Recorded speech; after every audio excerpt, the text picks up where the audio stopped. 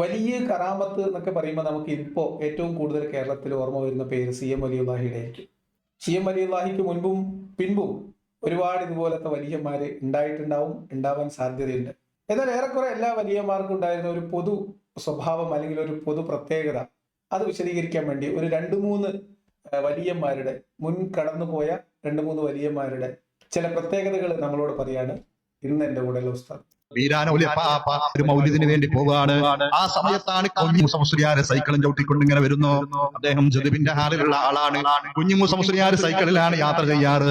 ചിലപ്പോഴൊക്കെ സൈക്കിൾ എടുത്ത് തോളത്ത് വെക്കും. എന്നിട്ട് പറയും, കുറെ സമയം നീ എന്നെ ചുമന്നില്ലേ, ഞാൻ നിന്നെ ചുമക്കാം എന്നും പറഞ്ഞ് ഇങ്ങനെ നടക്കും. അതാണ് കുഞ്ഞിമൂസ മുസ്ലിയാര്, ജദുബിന്റെ ഹാലിലുള്ള മഹാനാണ്. അതാണ് കുഞ്ഞിമൂസ മുസ്ലിയാര്. ഈ വീരാനൗലിപ്പാപ്പ എന്ന് പറയുന്നത് അമ്പംകുന്ന് വീരാനൗലിപ്പാപ്പ എന്ന എന്റെയൊക്കെ നാട്ടില് വളരെ പ്രശസ്തമായ ഒരു നേർച്ചയും ബാക്കി സംഭവങ്ങളൊക്കെ നടക്കുന്ന ആ ഒരു മക്ബറയിൽ മറവിട്ട് കിടക്കുന്ന വലിയ, നമ്മൾ ചെറിയ കുട്ടികളാകുമ്പോൾ ഒരുപാട് കഥകൾ അമ്പംകുന്ന് വീരാനൗലിപ്പാപ്പന്റെ കഥകൾ ഒരുപാട് കേട്ടിട്ടുണ്ട്. എന്തായാലും ഇന്നത്തെ കഥയിൽ അദ്ദേഹം അല്ല താരം എന്നുള്ളത് കൊണ്ട് കുഞ്ഞിമൂസ മുസ്ലിയാരുടെ കഥയാണ് ഇപ്പൊ കേട്ടത്. ഇനി അടുത്തൊരു വലിയ വീരാനൗലിപ്പാപ്പയുടെ സുഹൃത്താണ് കോയപ്പാപ്പ. കുളിക്കാറുണ്ടായിരുന്നില്ല എന്നാണ് ജനങ്ങളെ പറയാറ്.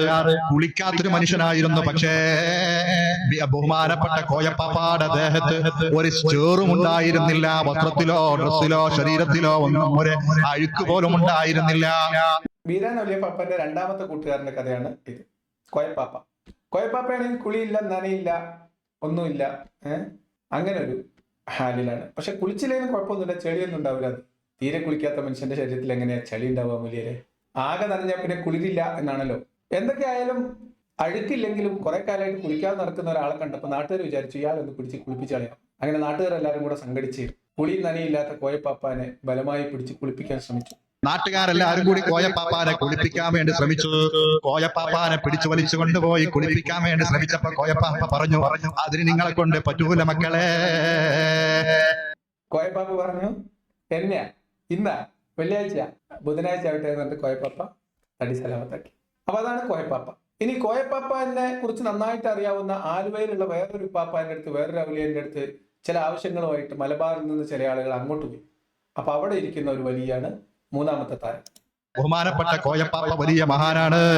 ആലുവായി അബൂബക്കർ മുസ്ലിയാരെ കാണാൻ വേണ്ടിയിട്ട് വേങ്ങരയിൽ നിന്ന് ചില ആളുകൾ ചെന്നപ്പോ ആലുവായി അബൂബക്കർ മുസ്ലിയാരെ പറഞ്ഞ മറുപടി, എന്നെ കാണാൻ വേണ്ടി നിങ്ങൾ ഇത്രയും ദൂരം സഞ്ചരിച്ച് വരേണ്ടതില്ല.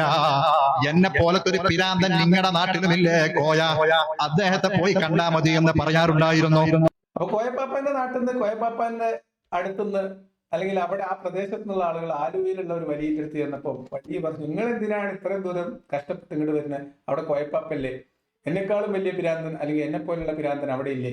അപ്പൊ നിങ്ങൾ എന്തിനാണ് ഇങ്ങോട്ട് വരുന്നത് എന്ന് ചോദിച്ചു. നിങ്ങൾ അവിടെ പോയാൽ മതി, ഏതെങ്കിലും ഒരു പിരാന്തന്റെ അടുത്ത് പോയാൽ പോരെ, അതിനിപ്പോ നിങ്ങൾ ഇത്രയും വണ്ടി എടുത്ത് വരണോ എന്നാണ് ആലുവയിലുള്ള ആ വലിയ ചോദിച്ചത്. അപ്പൊ ഇതിനിടയിൽ നേരത്തെ പറഞ്ഞ കുഞ്ഞിമൂസ മുസ്ലിയാർ സൈക്കിൾ തോളിലേറ്റിയിട്ട് ആ മുസ്ലിയാർക്ക് ജദുബിന്റെ ഹാലാണെന്ന് പറഞ്ഞിരുന്നല്ലോ ഉസ്താദ്.